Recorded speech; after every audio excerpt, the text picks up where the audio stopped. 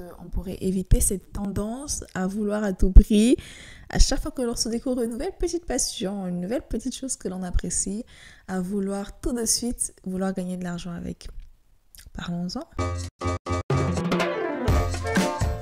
Il y a quelques mois de cela, c'était avant cet été, il me semble, ou pendant cet été, j'ai vu une vidéo, je crois qu'elle s'appelle Pop Laura, dans tous les cas je vous la mets à l'écran, qui parlait de ce sujet. Et ça m'a beaucoup fait réfléchir parce que c'est un sujet que je n'avais jamais formulé de cette manière-là, mais auquel j'avais beaucoup pensé parce que ça a souvent été mon cas. À chaque fois que je me trouvais une nouvelle passion, à chaque fois que Bon, j'en parle de terme passion, mais c'est pas le sujet de la conversation. À chaque fois que je me trouvais un nouveau talent, un nouveau don, une nouvelle manière d'exprimer mon art, d'exprimer ma créativité, je pensais bien souvent, beaucoup même trop souvent, à comment monétiser cette nouvelle découverte de ma personne. Et quand je ne le faisais pas, mon entourage le faisait à ma place et me rappelait qu'il fallait que je puisse monétiser ce savoir-faire ou appelez-le comme vous le souhaitez. Et du coup, ça me mettait toujours une petite pression. D'ailleurs, même cette envie de monétiser venait beaucoup plus de mes proches que de ma personne, que de ma pensée. Et du coup, ça me mettait vraiment une grosse pression parce que je me disais « Ah ouais, c'est vrai, l'idée est géniale, il faut absolument que je monétise cela. » En plus, moi, j'ai vraiment une âme entrepreneuriale et du coup, chaque idée... j'aime le fait de penser à de nouvelles idées, j'aime le fait de créer de nouvelles entreprises, de trouver comment les rendre plus attractives, you know, that jazz. I love it. Tout naturellement, lorsque l'on me proposait de monétiser ce que je savais faire, j'ai accepté. J'ai accepté de le faire et je me lançais dedans, dans ce nouveau projet, la tête la première, remplie de joie et d'ambition, avant de très rapidement me fracasser la tête parce que je me rendais compte en fait que j'avais plus envie de le faire, que le fait de monétiser en fait ma créativité m'empêchait de créer tout simplement, en fait casser cette créativité là que je viens de découvrir ou que j'avais depuis un moment, etc. Dès que l'aspect monétaire rentrait en question, rentrait en jeu, ouh là là, je suis devant la fenêtre là, je suis désolée pour cette lumière, hein. Should I move? I'm not gonna move now. Mais je suis désolée pour cette lumière. J'espère que ça ne vous dérange pas trop. Peut-être que je regretterai de ne pas avoir changé de place pendant le montage.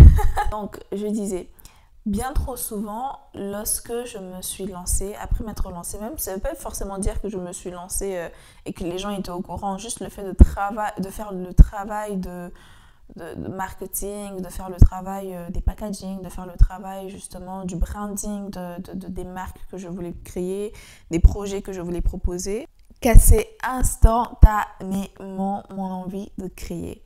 Et du coup, je me retrouvais là avec un branding fait, avec un projet, un nom, tout est prêt.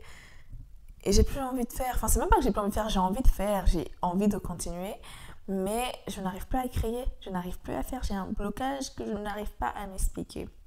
Voilà comment est-ce que ça se passe chez moi. Dans la vidéo dont je vous ai parlé, Pop Laura, elle mentionnait le fait qu'elle ne voulait pas monétiser son talent de poterie pour l'instant parce qu'elle ne voulait justement pas tomber dans ce piège de tout de suite gagner de l'argent avec, tout de suite, tu n'as même pas fini d'apprendre que tout de suite tu penses au fait que tu peux te faire des sous avec. Et c'est bien de se faire des sous avec, mais en fait, tu casses totalement l'envie, tu casses totalement en fait ce processus d'être juste créatif parce que on est créé pour créer, nous sommes tous des êtres créatifs, moi en tout cas j'y crois, nous sommes tous des êtres créatifs et que du coup, casser à chaque fois cet élan de créativité, de création pour pouvoir gagner de l'argent, it's bad, it's really bad. À chaque fois, je dis bien, je dis pas qu'il faut jamais le faire, je dis juste que le faire à chaque fois et le faire pour chaque talent, le faire pour chaque création, le faire pour chaque idée, chaque passion, si vous préférez ce terme, isn't actually good, ok? De là peut ressortir vraiment des projets incroyables. Vraiment, tu as sorti une perle, une pépite, un projet qui te sort de la misère, toi et ta famille, tu deviens milliardaire du jour au lendemain. That's good. Et je vous le souhaite si c'est la volonté du Seigneur. Cependant, tout le temps courir après les projets, tout le temps en fait, ça me fait penser, vous savez, à l'image de la personne qui court après l'argent et il est tellement focus sur l'argent qu'il finit par tomber dans un trou ou bien ça le mène à sa mort. Je vais vous mettre des petites images à l'écran. Ça me fait totalement penser à ça parce que au final, tu cours vers quoi? C'est-à-dire, tu prends même pas le temps de profiter de ce que Dieu a mis en toi, de juste peindre pour peindre. Je sais pas si vous voyez ce que je veux dire. De peindre parce que ça te procure du plaisir et que tu aimes ça. C'est pas une activité que tu vas faire, que tu vas monétiser. De faire de la poterie juste parce que tu sais faire de la poterie, parce que tu aimes ça, parce que ça te détend, parce que tu arrives à créer de belles choses, de belles créations. De faire de la couture, de faire de la danse, de faire de la musique, de faire même les vidéos YouTube, même les vidéos YouTube, de les faire pas pour l'argent, mais parce que ça t'apporte et parce que ça te détend, parce que c'est ta façon de créer, c'est ta façon d'être créative. Je trouve que c'est un sujet qui est quand même important et c'est pour ça que je vous le partage.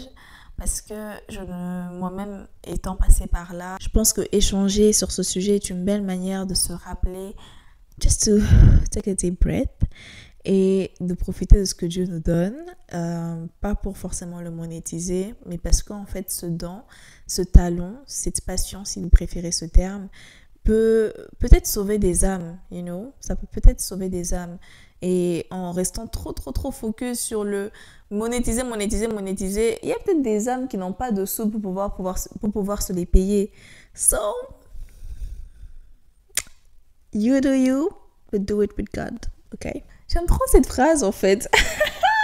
Bon, j'aimerais quand même taper les doigts de certaines personnes ici qui ont beaucoup de talent, beaucoup de projets, beaucoup d'idées et qui n'agissent pas, qui ne passent pas à l'action. Mais si se passer à l'action, ok, comme ma vidéo ici qui dit oui, il ne faut pas monétiser, il ne faut pas utiliser ça en excuse, ok?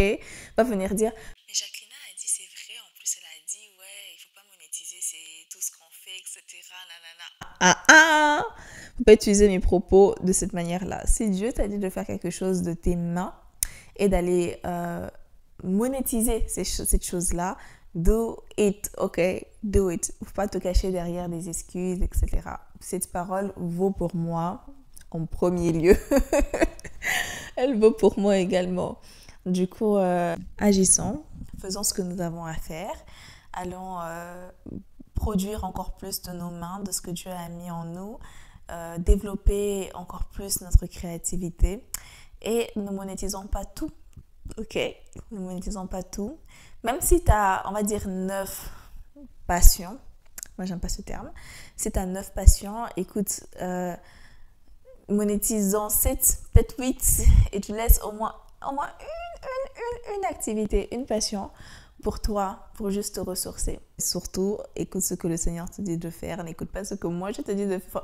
Faut pas prendre en fait ce que je dis de faire et de copier-coller en disant that's how I'm gonna live my life, ok? Écoute ce que le Seigneur te dit de faire. Peut-être qu'il va te demander de monétiser toutes tes passions. Peut-être pas. Peut-être qu'il va te demander d'en monétiser aucune. Et c'est sa volonté qui importe plus que toute autre chose. Moi, je suis juste ici pour rappeler le fait que lorsque tu découvres en toi un nouvel aspect que tu peux monétiser, ne saute pas toujours la tête la première. Prie d'abord, vois ce que le Seigneur pense. S'il faut monétiser, tu monétises. S'il faut monétiser, tu ne monétises pas. Et profites-en, ok? Profite de chaque instant de ta créativité. Voilà. Surtout dans ce monde d'entrepreneuriat où vraiment on pousse l'entrepreneuriat comme si le salariat était une mauvaise chose. J'ai toujours dit, et je suis pas la seule à le dire, si aujourd'hui tout le monde devient entrepreneur, qui sera le salarié de qui? Quand tu voudras déléguer, là, quand ton entreprise gagnera encore beaucoup de sous, qui sera ton salarié? Parce que tout le monde devient entrepreneur. Dans ce monde, on a besoin de tout. Il faut de tout pour faire un monde. Du coup, n'oublions pas que même si c'est bien de se lancer dans l'entrepreneuriat, c'est pas pour tout le monde. Et si c'est pour toi, n'oublie pas de prendre soin de ton cœur, de prendre soin de ce que Dieu a mis en toi. Et qu'une fois que tu monétises, en fait, it's out there, you know, it's out there. Bref, voilà ce que j'avais à dire. Je ne vais pas prendre beaucoup plus de votre temps. Merci déjà de m'avoir accordé cette petite minute. Je ne sais pas combien de temps va durer la vidéo. Et voilà, je vous souhaite de vous épanouir dans ce que le Seigneur a mis en vous, dans les talents, les dons, la créativité tout simplement que le Seigneur a mis en vous, de pouvoir les trouver, de pouvoir, si il faut, en monétiser certains, mais surtout de profiter parce que c'est un beau cadeau que le Seigneur nous accorde ici-bas sur terre. Même si notre objectif c'est de le rejoindre, il nous a quand même donné de merveilleux cadeaux ici-bas sur terre dont on peut vraiment profiter. Sur ce, mes sis, on se dit à la prochaine. Prenez bien soin de vous et ne cessez de vous rapprocher du Seigneur. And let's continue to grow and glow together. À très vite. Bisous. Ciao, ciao.